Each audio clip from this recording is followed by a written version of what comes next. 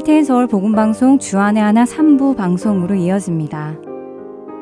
주안의 하나 3부에서는 예수님 안에 거하며 사는 삶이 어떤 것인지 함께 알아가보는 프로그램 포도나무와 가지, 옛 고전 설교를 나누어 보는 시간인 성도들에게, 그리고 삶 속에서 나오는 묵상을 나누는 살며 생각하며가 준비되어 있습니다.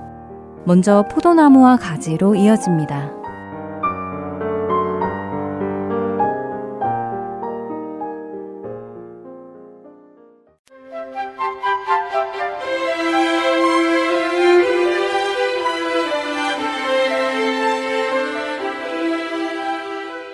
애청자 여러분 안녕하세요. 포도나무와 가지 진행의 민경은입니다.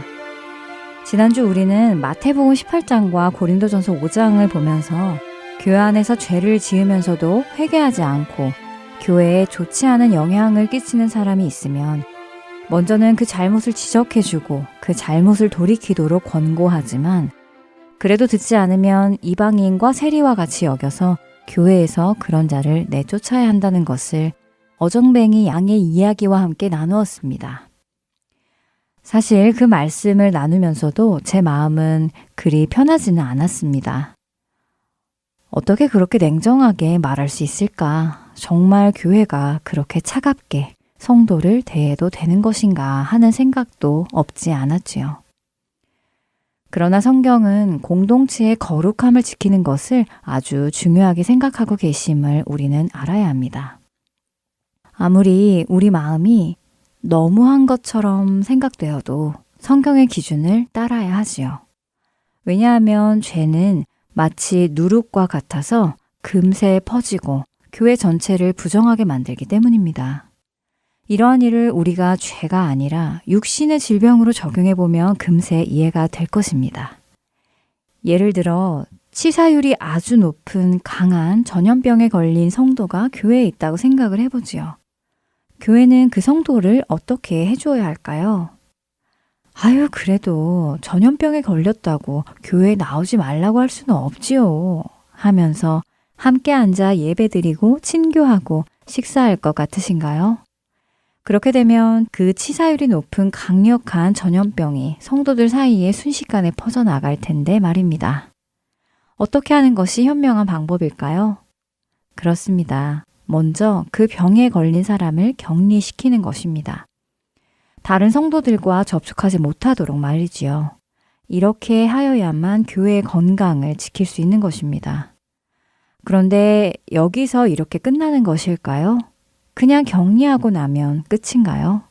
아닙니다. 교회는 그 다음 조치를 행해야 합니다. 그 조치는 무엇일까요? 그것은 바로 전문 의사들에게 그 성도를 맡겨야 하는 것입니다. 전문 의사들은 그 성도의 전염병을 치료하는 데에 집중해야 하지요. 그 교회는 그 성도의 병이 치료를 받을 때까지 기도해주며 도울 수 있는 모든 부분을 도와야 하는 것이고요. 이렇게 해서 그 성도의 병이 치유되고 그 성도가 다시 건강을 되찾으면 어떻게 할까요? 그렇습니다. 이제 그 성도는 다시 교회 안에 들어와서 다른 성도들과 함께 교제하며 예배드리고 다시 신앙 공동체의 일원으로 들어오게 되는 것이지요. 이런 육신의 전염병을 가진 성도를 격리시킨다고 해서 아니, 어떻게 교회가 성도가 전염병에 걸렸다고 격리를 시켜? 교회 못 나오게 한다고? 아유, 그건 정말 나쁜 교회다. 라고 말할 사람이 있을까요? 오히려 당연한 수순이겠지요. 영적인 전염병인 죄도 마찬가지입니다. 마찬가지 수순으로 다뤄야 하는 것을 성경은 우리에게 말씀하시는 것입니다. 죄를 지은 성도를 다른 성도들로부터 격리시키고 전문 사역자들이 그 성도를 만나서 회복시키기 위해 노력해야 합니다. 말씀과 기도로 그를 치유하도록 해야 하지요. 그리고 그렇게 죄에서 회복된 성도는 다시 교회 공동체 안으로 들어오도록 하는 것입니다. 찬양 한 곡 들으시고 계속해서 말씀 나누도록 하겠습니다.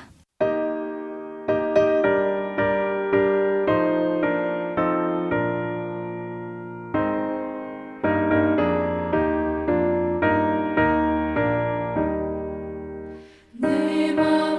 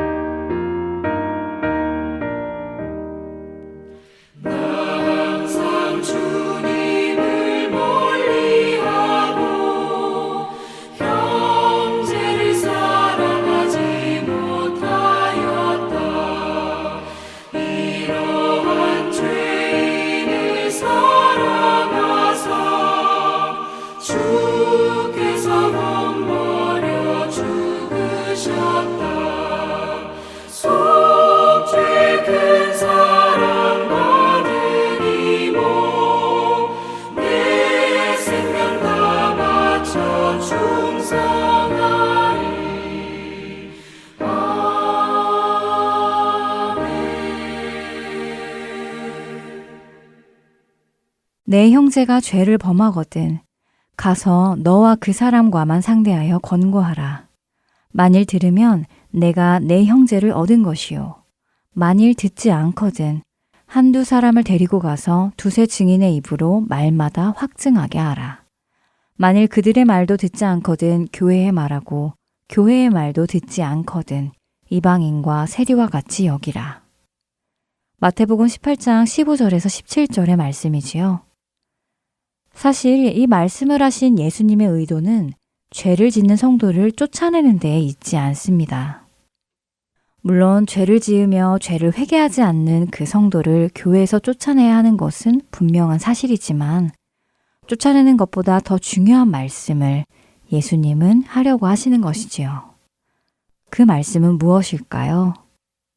그것은 바로 형제를 얻는 것입니다. 15절의 예수님은 우리가 죄를 짓고 있는 그 사람과 상대하여 권고할 때 그 사람이 들으면 그 형제를 얻은 것이라고 하십니다. 그리고 이어지는 9절, 18절에서 20절의 말씀에 예수님은 이 목적을 더욱 확실하게 하시지요.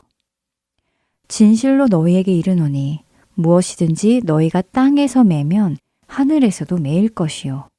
무엇이든지 땅에서 풀면 하늘에서도 풀리리라. 진실로 다시 너희에게 이르노니 너희 중에 두 사람이 땅에서 합심하여 무엇이든지 구하면 하늘에 계신 내 아버지께서 그들을 위하여 이루게 하시리라. 두세 사람이 내 이름으로 모인 곳에는 나도 그들 중에 있느니라. 예수님의 이 말씀은 교회가 죄를 짓고 있는 성도를 찾아가는 그 과정 중 두 번째 과정, 곧 한두 사람을 데리고 가서 두세 증인의 입을 통해 확증하는 과정 중에 예수님께서 함께 하시겠다는 말씀이기 때문입니다. 그러니까 죄를 짓고 있는 성도를 돌이키게 하기 위해 먼저 가서 이야기하는 것이고 두세 사람이 함께 가서 또 이야기하는 것이며 그 과정 속에 예수님도 함께 하시며 그 사람을 돌이키게 하는 데에 힘쓰시겠다는 말씀인 것입니다.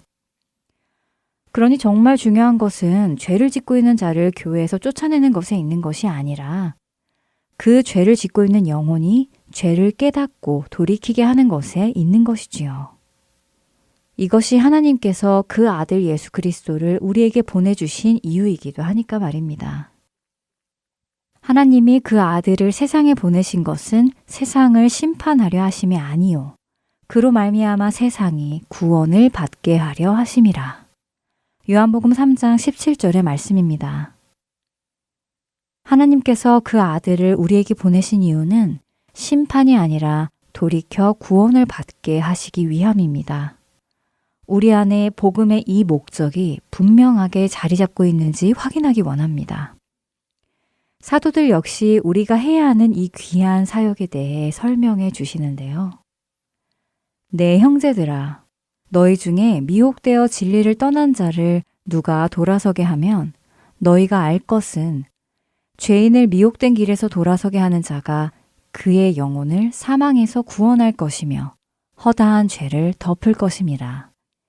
야고보서 5장 19절과 20절의 말씀입니다. 여러분은 어떠신가요? 신앙생활 하시며 죄를 짓고 있는 성도들이 눈에 들어올 때 어떻게 행동하시는지요? 성경의 말씀대로 그 성도를 죄에서 돌이키도록 노력하시는지요? 혹시 뒤에서 이런저런 말로 수근거리며 그 성도의 잘못을 소문내고 그를 정죄만 하고 계시지는 않는지요? 만일 우리의 모습이 그렇다면 우리 역시 주님의 책망에서 자유롭지 못할 것입니다. 하나님은 우리를 구원하시기 위해 예수님을 보내주셨습니다. 예수님께서 오신 그 목적이 우리의 공동체 안에 이루어지기를 원합니다. 우리 각 사람이 하나님의 그 마음을 품고 서로를 돌아보아 구원에서 떨어져 나가지 않도록 그리고 구원에 이룰 수 있도록 서로 밀어주고 이끌어가 주어야 하는 것입니다. 그런 관계를 만들어 나가는 우리가 되기를 바랍니다. 형제들아, 사람이 만일 무슨 범죄한 일이 드러나거든 신령한 너희는 온유한 심령으로 그러한 자를 바로잡고 너 자신을 살펴보아 너도 시험을 받을까 두려워하라. 너희가 짐을 서로 지라. 그리하여 그리스도의 법을 성취하라. 갈라디아서 6장 1절과 2절의 말씀입니다. 다음 한 주도 함께 지어져 가는 주 안에서의 한 몸인 성도들이 구원에서 벗어나지 않도록 서로 돕고 서로 짐을 지어주며 그리스도의 법을 성취해 나가시는 우리가 되기를 소망하며 포도나무와 가지 여기에서 마치겠습니다. 저는 다음 시간에 뵙겠습니다. 안녕히 계세요.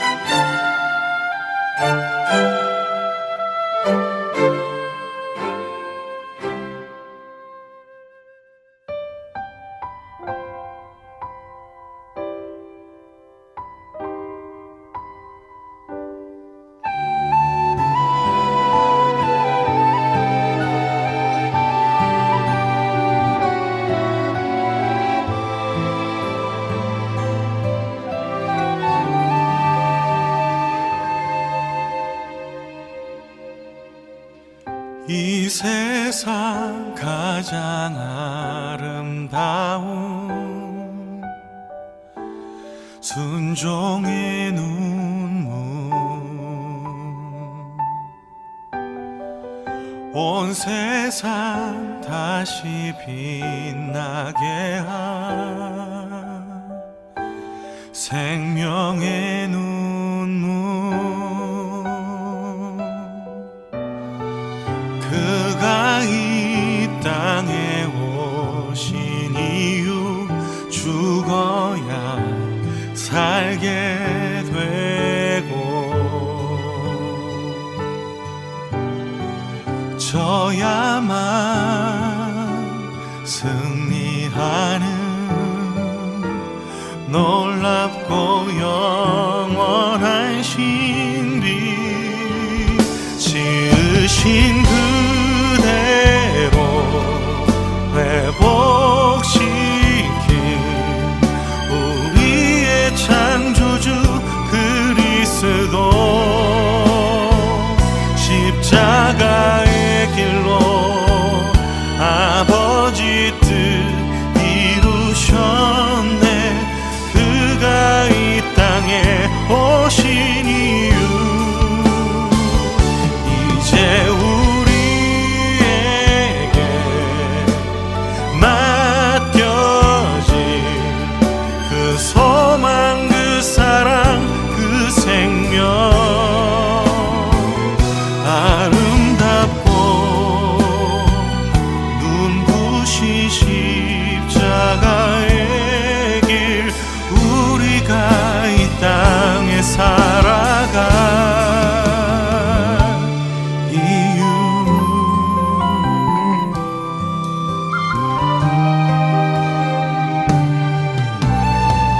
그가 이 땅에 오신 이유 죽어야 살게 되고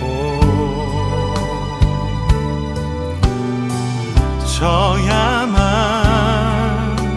승리하는 놀랍고 영원한 신비 지으신 그대로 회복시킨 우리의 창조주 그리스도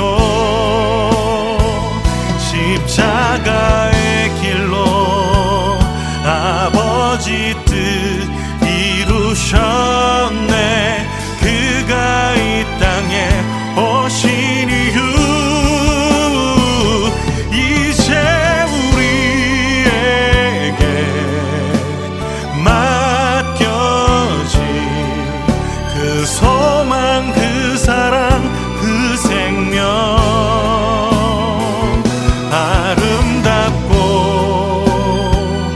눈부신 십자가의 길 우리가 이 땅에 살아갈 이유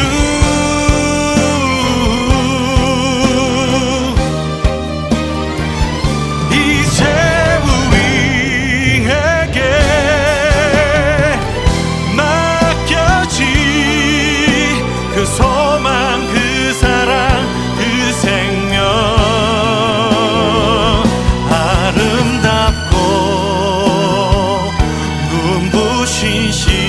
십자가의 길 우리가 이 땅에 살아가 이유 우리가 이 땅에 살아가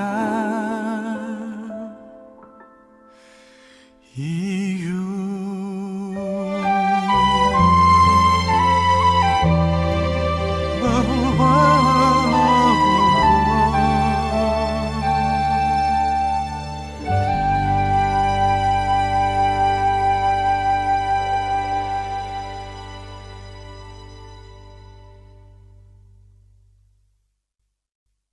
계속해서 고전설교 듣는 시간인 성도들에게로 이어집니다.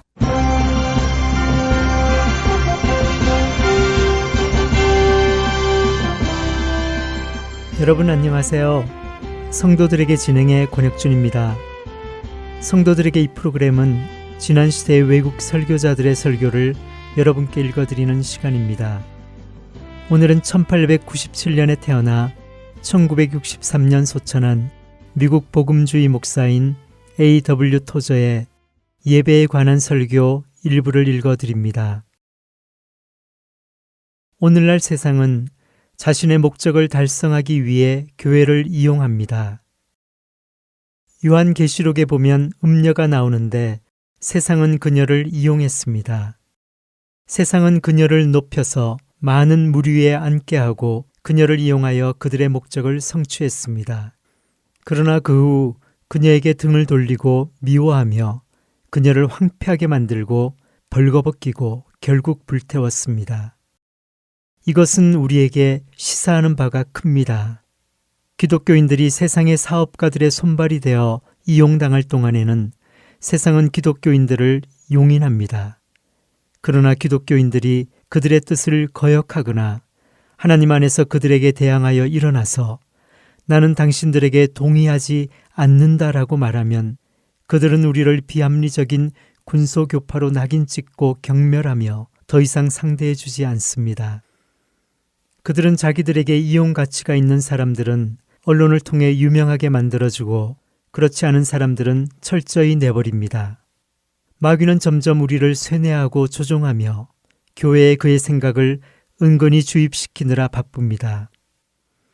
경건치 못한 사람들의 지혜가 교회를 지배하게 되면 하나님의 지혜는 교회에서 빠져나갑니다. 나는 교회를 깊은 잠에서 깨어나게 하고 현실을 똑바로 보게 하는 것이 내 평생의 사명이라고 믿습니다. 교회는 지금 쇠뇌당하고 선전에 의해 조종되고 있습니다. 그 결과 교회는 그들이 결코 받아들여서는 안 되는 것을 지금 받아들이고 있습니다. 만일 그것이 국가의 법이라 할지라도 교회는 절대로 그것을 받아들여서는 안 됩니다. 자기 자신조차 제대로 세우지 못하는 사람들이 연예계의 방법을 동원하여 주의 일을 수행하는 오늘날 복음주의 진영의 지도자들이 종교 스타이기를 계속 고집한다면 복음주의 운동은 신약의 교회의 모습에서 점점 더 멀어질 것입니다. 그들은 자신이 잊혀지고 오직 하나님께만 영광이 돌아갈 때 기뻐해야 하며 자신의 아무런 칭찬이나 지위도 바라지 말아야 합니다. 세상 사람들이 기독교를 용인하도록 애쓰는 우리의 노력은 딱할 정도입니다. 어떤 사람은 십자가의 목과 가시면류관, 피와 고통과 버림받음의 본질적인 의미를 거부하고 그것을 단지 상징으로만 해석합니다. 또 어떤 사람은 오늘날도 복음이 전파되는 곳이면 어디에서나 그 십자가가 살아있다는 점을 망각합니다. 이런 사람들은 모두 치명적인 신학적 오류를 범하고 있으며 유감스럽게도 그런 오류는 도처에서 발생하고 있습니다. 현대의 기독교인들은 세속적인 자신의 모습을 십자가에 못 박지 않습니다. 그 이유는 그들이 세상 사람들과 너무나 편하게 잘 지내고 있기 때문입니다. 십자가에 달린 분을 따른다고 주장하는 사람들과 십자가에 달린 분을 믿지 않는 사람들 사이에 너무나 원활한 협조가 이루어지고 있는 것입니다. 그러나 오늘날 우리에게 필요한 것은 더 많은 그리스도인들이 십자가에 달리는 일입니다. 우리에게는 더 많은 박해가 필요합니다. 그리스도인이 된다는 것이 곧 위험에 처하는 일이 되는 그런 사회가 도래해야 합니다. 그런데 현재의 기독교는 위험스럽지도 않고 오히려 인기 있는 무언가가 되어버렸습니다. 사람들에게 인기 있는 기독교는 입으로는 신약의 말씀을 늘 되풀이하지만 마음으로는 세상적 가치관에 동조하고 행위로는 세상의 방법들을 열심히 따릅니다. 그리스도는 단지 저 위에 계신 마음씨 좋은 분 정도로 제시됩니다. 즉, 분주하고 소란스러운 세상에서 즐겁게 하루를 보낸 후 잠자리에 들 때 잠깐 생각해도 좋은 수호신 같은 존재로 제시되는 것입니다. 우리 시대는 인기가 마치 신처럼 숭배의 대상이 되었습니다. 광장에서 인사받는 것, 신문에 얼굴이 실리는 것, 다른 사람이 나의 말을 인용하는 것, 자신이 대단한 사람이라고 믿는 것, 이런 것이 인기를 탐하는 자가 원하는 것입니다. 사람들은 인기를 숭배하고 성공에 목말라 합니다. 젊은이들의 은밀한 소망은 경건한 성인이 되는 것이 아니라 인기 있는 사람이 되는 것입니다. 그들이 경건한 성인이 되지 않는 유일한 이유는 그들이 그렇게 될 능력이 없기 때문입니다. 기독교를 인기 있는 종교로 만들려는 현대 기독교인들의 노력은 기독교 신앙에 엄청난 해악을 끼쳤습니다. 이제까지 그들의 목적은 교회의 언어 대신 대중의 언어를 사용하여 대중의 구미에 맞게 진리를 단순화하는 것이었습니다. 이런 노력은 실패했을 뿐 아니라 신앙적 혼란을 가중시켰습니다. 오늘날 그리스도를 배반하는 사람들은 그리스도를 극렬히 반대하는 사람들이 아닙니다. 심지어 그들은 그리스도에 대해 친절하게 말합니다. 기독교 계통 방송국에서 예수님에 대한 노래를 부르는 사람들 중에는 교회 찬양대를 그만둔 사람들이 많습니다. 유명한 소프라노, 테너, 알토 혹은 베이스가 찬양대를 떠나 맥주집에 가서 축가를 부릅니다. 그들은 예수님을 반대하지 않습니다. 오히려 그들은 때때로 감동을 받고 예수님에 대하여 좋은 말을 하고 찬송가도 부릅니다. 그들이 그리스도를 배신한 것은 그분을 미워해서가 아니라 돈을 원했기 때문입니다. 학생들에게 인기를 얻기 위해 그리스도를 배신하는 사람들도 있습니다. 그들은 예수님을 반대하지 않습니다. 만일 어떤 사람이 예수님에 대하여 나쁘게 말하면 그들은 벌떡 일어나서 지금 내가 그리스도인은 아니지만 그래도 나는 예수 그리스도가 좋은 분임을 잘 안다라고 말하면서 그분을 위해 싸울 것처럼 굽니다. 그들은 그리스도에 대해 좋은 감정을 가지고 있습니다. 그런데 문제는 그들이 그리스도보다 인기를 더 사랑한다는 것입니다. 그들은 아이들, 사업상 거래처 사람들, 직장 동료들, 친목회 친구들의 호감을 잃기를 원하지 않습니다. 이렇게 그들은 친구들을 잃지 않으려고, 적을 만들지 않으려고 그리스도를 배신합니다. 각 시대마다 나름대로 특징이 있습니다. 우리 시대는 기독교가 복잡해진 시대입니다. 그리스도 안에서 찾을 수 있는 단순성이 우리 가운데는 좀처럼 발견되지 않습니다. 오히려 다양한 프로그램, 방법, 조직화, 부산한 활동만 넘쳐납니다. 그러나 이것은 우리의 시간과 에너지만 소모할 뿐 우리 마음의 깊은 소원을 충족시키지는 못합니다. 깊이 없는 내적 체험, 공허한 예배, 부끄럽게도 세상의 방법을 모방하여 일을 성공시키려는 굴욕적인 태도, 이런 점들을 볼 때 우리가 하나님을 불완전하게 알고 하나님의 평안을 거의 알지 못한다는 것을 인정할 수밖에 없습니다. 오늘날 그리스도의 교회를 위협하는 적은 판에 박은 듯이 진부한 것이 독주하고 있다는 것입니다. 진부한 것이 교회 생활을 지배하게 되면 교회는 위험에 빠집니다. 프로그램이 짜여지고 반복되다 보면 그것 중 어떤 것이 다른 것들보다 더 큰 영향력을 발휘하다가 결국에는 표준적인 것으로 굳어지는데, 이런 현상이 자꾸 반복되면 누구라도 다음 주 예배가 어떻게 될지 짐작할 수 있습니다. 이것이 오늘날의 교회에 가장 큰 위협이 되고 있습니다.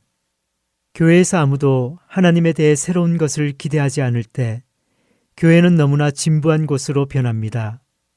그렇게 되면 판에 박은 것이 독재적 지배력을 갖게 되고 우리는 다음 주일에, 아니 다음 달에 그것이 개선되지 않는 한 내년에 일어날 일까지 예측할 수 있습니다. 이렇게 되면 어제의 것이 오늘도 반복되고 오늘의 것이 내일도 반복됩니다. 우리는 교회 프로그램으로 우리 자신을 무감각, 무감동으로 철저히 길들여 버렸습니다. 사마리아 여인이 복된 소식을 마음속 가득히 안고 마을을 향해 달려가는 장면을 상상해 보십시오. 만일 누군가 그녀의 옷소매를 붙잡고 자매여, 당신의 얼굴이 환히 빛나는 것이 참으로 보기에 좋습니다. 우리 교회 프로그램에 출연해 볼 의향은 없으신지요? 라고 말했다면 그녀는 단연코 거부할 것입니다. 성도들에게 마칩니다.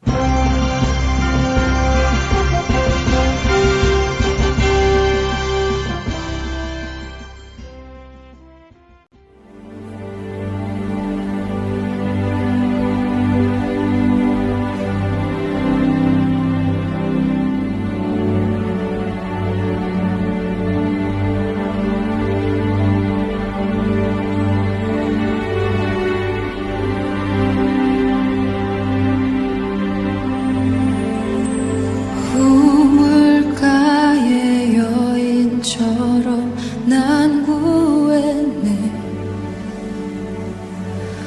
헛되고 헛된 것들을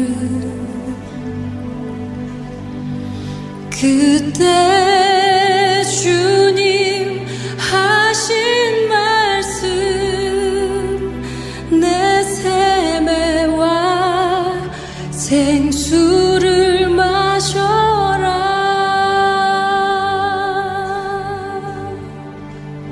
오 주님, 오 주님,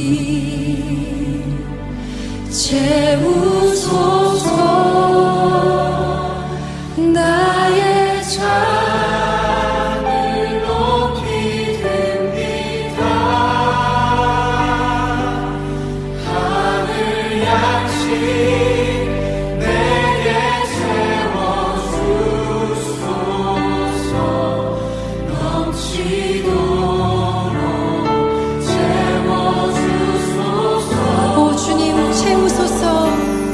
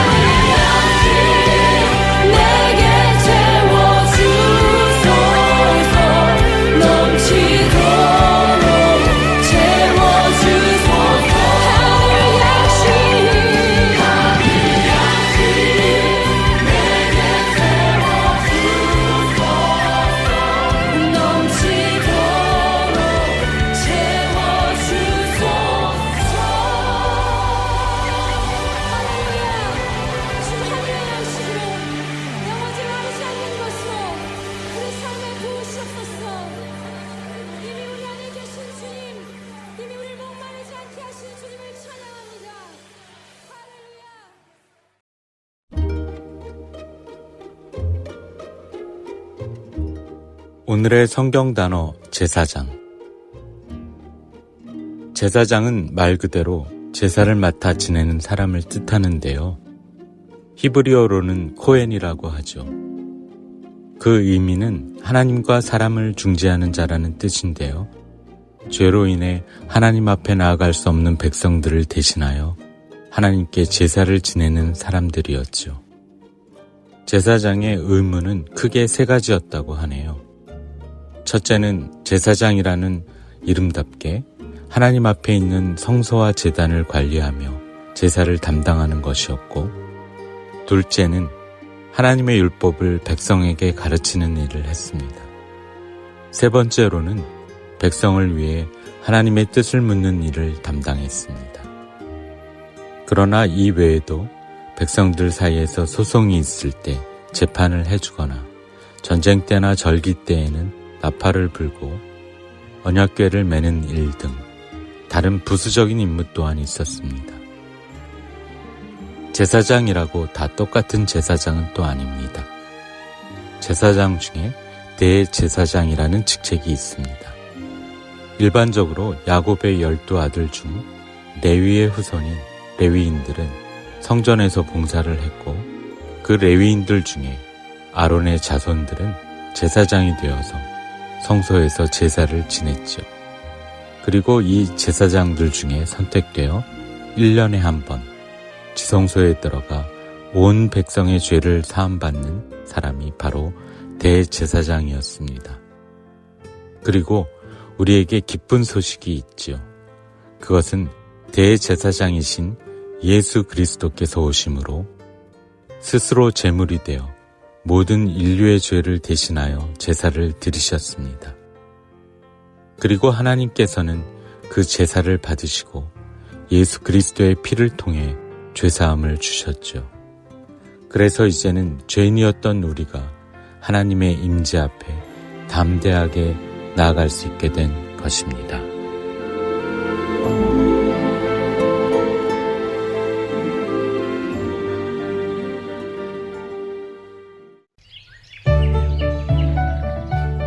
하트앤서울 복음방송을 팟캐스트로 듣는 법. 지금 여러분이 가지고 계시는 스마트폰은 두 가지 종류입니다. 아이폰과 안드로이드인데요. 안드로이드 폰을 가지고 계신가요? 플레이스토어에서 팟캐스트를 다운로드하여 설치하신 후 하트앤서울 가스펠 미니스트리를 영문으로 검색해 주세요. 참 쉽죠? 아이폰을 가지고 계신가요? 이것은 더욱 쉽습니다. 스마트폰 화면에 팟캐스트 아이콘이 보일 거예요. 보라색 안테나 그림이죠. 이것을 누르시고 창이 열리면 하트앤서울 가스펠 미니스트리를 영문으로 검색해 주세요. 오 예! 복음 방송의 모든 지난 방송과 이번 주 방송이 우리의 작은 스마트폰에 모두 쏙쏙. 언제, 어느 때나 어느 곳에서나 여러분과 함께하는 하트앤서울 복음 방송입니다.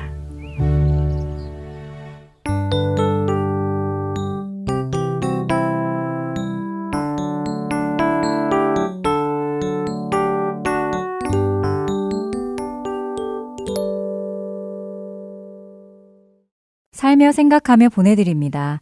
강영규 성도가 진행합니다.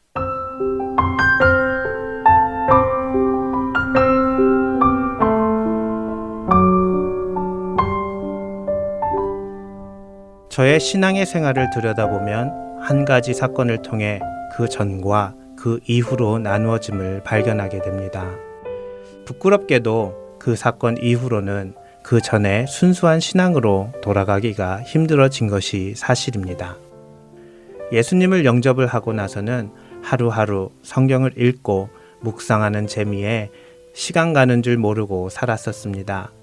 그때는 카톡도 없었고 유튜브도 지금처럼 활성화되지 않은 때였습니다. 그랬었기에 저는 새로운 전화가 나왔다 하더라도 별 흥미도 없었고 필요도 느끼지 못하며 살아갔습니다. 무엇보다도 성경을 가지고 읽을 수 있는 시간이 너무나 좋았기에 그때는 새로운 전화에 대한 필요도 관심도 없었던 것 같습니다. LA로 이사한 후 시대는 급격하게 변화되기 시작했습니다. 특히 스마트폰의 출현과 함께 전화의 진화 속도는 하루가 다르게 발전하였습니다. 그럼에도 불구하고 저는 흔히 말하는 구식 플립폰을 사용하고 있었습니다. 전화를 전화하는 것 외에 쓸 이유도 모르겠고 필요한 것은 컴퓨터로 하면 된다고 생각하였기에 아이폰이 이 세상을 무섭게 흔들고 스마트폰들이 앞다투며 나올 때도 플립폰을 사용하였습니다.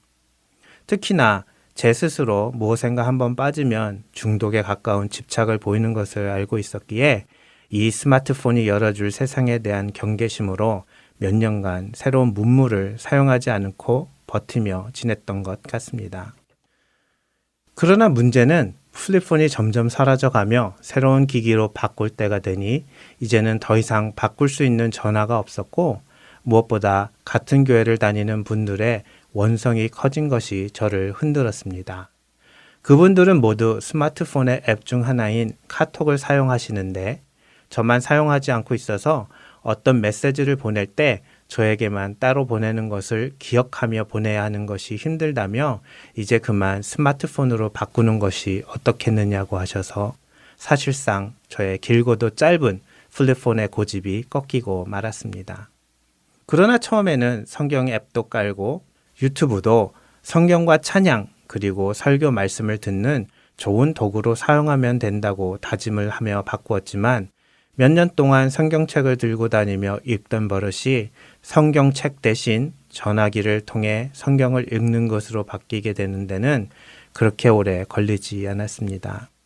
더 나아가 유튜브 같은 경우 시작은 항상 말씀을 듣고 찬양을 듣는 데서 시작하지만 정신을 차리고 보면 어느덧 세상의 것들을 몇 시간씩 보고 있는 저를 발견하게 되었지요.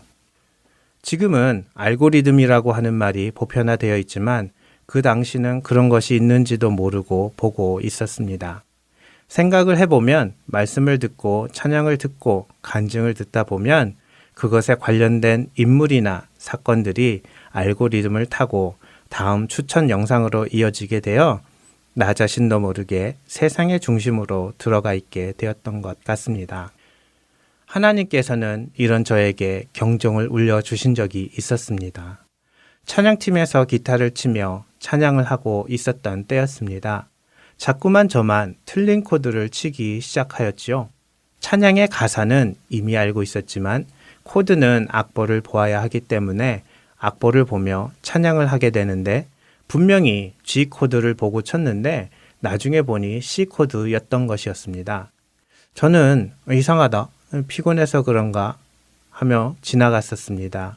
어려서부터 눈이 좋아서 한국식으로는 2.0, 미국식으로는 20/20인 저의 눈에 이상이 생겼을 거라는 생각은 하지 못했었는데 좀 더 지나서 보니 노안이 시작된 것이었습니다. 40대 초반에 벌써부터 노안이라니 하며 걱정을 하고 있었는데 듣자 하니 스마트폰을 오래 시청하면 눈이 극도로 안 좋아진다는 것이었습니다. 생각을 해보니 하루 종일 들고 다니는 전화에서 눈을 띄는 시간이 없어졌음을 직감하며 성경을 읽을 때만이라도 책을 보는 습관으로 돌아가겠노라고 다짐을 하였는데 성경책을 펼치니 잘 보이지 않는 것이었습니다. 그제서야 저는 하나님께 회개하며 기도하였습니다. 하나님과의 시간을 보내지 않고 세상과 보내며 이제 돌아와 보니 눈이 보이지 않아 성경도 읽기 힘듭니다, 하나님. 그래도 성경책을 읽어야 하지 않겠습니까? 한 번만 용서해 주시고 저의 눈을 다시 밝게 해주시면 성경책을 꼭 읽도록 하겠습니다. 하고 기도하였습니다. 그렇게 기도하고 날마다 성경을 다시 읽으려 노력하니 다시 글씨들이 보이기 시작하였습니다. 눈 근육을 다시 사용하니 시력이 차츰 회복되는 것 같았습니다. 그렇게 눈이 보이게 되면 성경을 책으로 읽겠다고 다짐했던 저는 다시 성경을 읽을 수 있게 되었습니다. 그러나 그것도 잠시 얼마 지나지 않아 다시 전화를 들여다보는 시간이 많아지게 되며 이제는 사실상 가까운 곳에 있는 것은 돋보기 안경이 없이는 읽을 수 없게 되었습니다. 그러나 사실 시력이 나빠진 것이 큰 문제가 아니라 그 시간만큼 하나님과 동행하지 않았다는 것이 큰 문제입니다. 처음 스마트폰을 사면 이런 일이 생길 것 같아 그렇게 버티던 제가 한번 물꼬가 터져버리니 종잡을 수 없게 밀려 들어오는 미디어와 앱들에 노출이 되고 만 것이었지요. 그렇다고 해서 그것에 대한 경고가 없었는가 하면 그렇지도 않습니다. 노안이 오기도 하였고 스마트폰을 들고 운전하다 딱지를 뗀 적도 있습니다. 무엇보다도 유튜브의 영상들을 보며 이런 세속적인 것이 나오다니 하며 마음을 다잡기도 하였습니다만 문제는 죄에 대해 한번 문을 열어버리면 그 밀려드는 속도와 힘에 무너지기가 쉽다는 것이었습니다. 더 무서운 것은 하나님과의 관계를 깨고 있다는 것을 인식조차도 못하고 있었다는 것이었습니다. 그것은 마치 밖에서 귀가해보니 집안에서 삼겹살에 김치, 마늘을 함께 구워 먹는 냄새가 진동을 하지만 같이 앉아 먹기 시작하면 얼마 지나지 않아 냄새를 느끼지 못하는 것과 같은 이치인 것 같습니다. 미국 교회 한켠에서 한국식 식사를 하고 잠시 차에 갔다 다시 들어가니 놀란 만큼 냄새가 나고 있어 놀랐었습니다. 그러나 정작 그 안에 계시던 분들은 그래요? 그렇게 냄새가 많이 나나? 하시는 것과 같은 이치랄까요? 전에는 뉴스를 보려면 내가 가서 신문을 사야 하고 TV 앞으로 가서 켜야만 했던 세상에서 이제는 스마트폰을 통해 아무 때나 빠르고 편리하게 내게로 쏟아지는 세상에 살고 있습니다. 그렇게 세상 미디어에 빠져들어 가고 있노라면 남이 먹은 음식의 냄새가 처음에는 역겨웠지만 그 속에서 조금만 더 버티고 있으면 어느덧 그 냄새에 무디어져 아무 냄새가 안 나는 것으로 착각하는 것처럼 세상의 미디어에 처음 노출이 될 때 이런 문란한 문화가 있었다니 하며 깜짝 놀라며 불편했지만 어느덧 편안해져 버린 저를 발견하게 됩니다. 역겨운 냄새를 느끼지 못하게 된 내가 그것이 다시 역겨운 냄새인 것을 인식하게 해줄 수 있는 가장 좋은 방법은 바로 맑은 공기가 있는 곳을 가는 것입니다. 세상 것으로 가득 찬 이 스마트폰 시대에서 다시 아날로그로 돌아가야 하겠습니다. 오래전 바다 한 줄 한 줄 줄을 쳐가며 그날에 주신 말씀을 빈칸에 써가며 손때가 묻은 그 성경을 보며 다시 주님 앞으로 나아가야 할 때임을 깨닫습니다. 하나님, 이 세대를 본받지 말라고 하셨는데 눈으로 마음으로 이 세대를 바라보던 저를 깨워주심을 감사드립니다.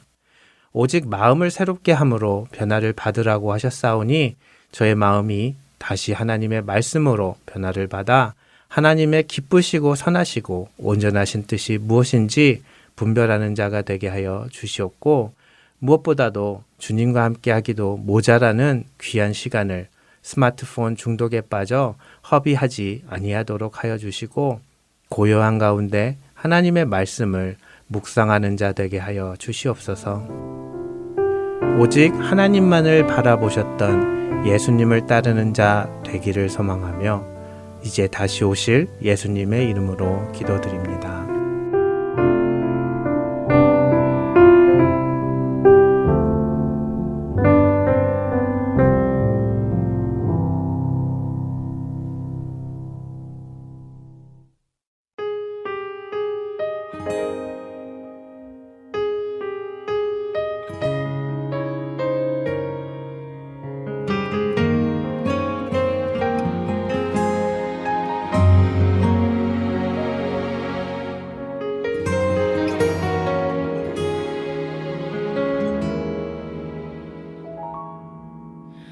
주님, 제 마음이 너무 둔해서 주님을 볼 수 없습니다. 이 땅에 속하여 이 땅만 보다가 주님 손을 놓쳤습니다. 나는 나그네로 왔는데 왜 주저앉게 되었나. 나는 청지기인데 언제부터 내 삶의 주인이 되어버렸나.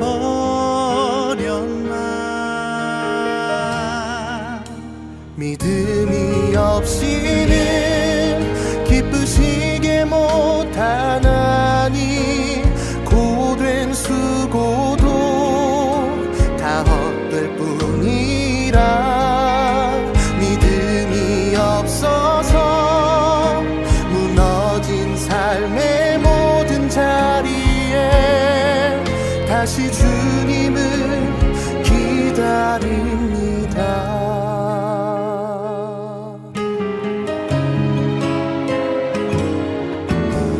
주님, 제 마음이 너무 둔해서 주님을 볼 수 없습니다.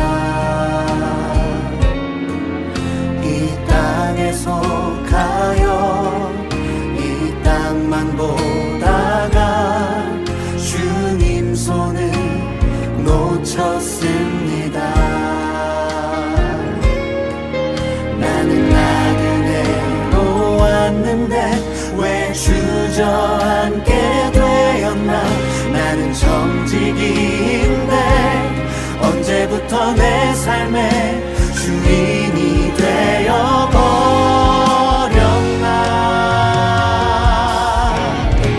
믿음이 없이는 기쁘시게 못하나니 고된 수고도 다 헛될 뿐이라 믿음이 없어서 무너진 삶의 모든 자리에 다시 주님을 기다립니다. 믿음이 없이는 기쁘시게 못하나니 주를 찾는 자 반드시 만나리. 믿음이 없어서 무너진 삶의 모든 자리에 다시 주님을 기다립니다. 다시 주님을 기다립니다. 다시 주님을 기다립니다.